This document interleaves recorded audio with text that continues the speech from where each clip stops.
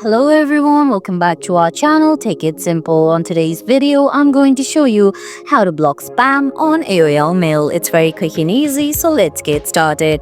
First of all, open your preferred web browser, then type in mail.aol.com. Once you do that, go ahead and give your credentials and sign in into your AOL Mail account.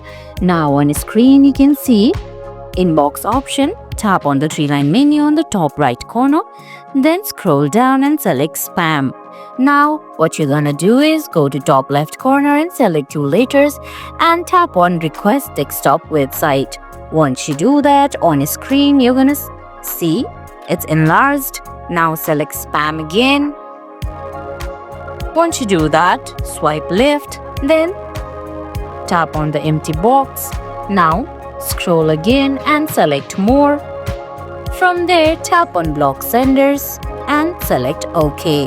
Once you do that, you will be able to block spam on AOL Mail. I hope you found this video helpful. If you did, please give it a thumbs up, leave a comment, subscribe to our channel and hit that bell icon. See you in the next video. Thanks for watching.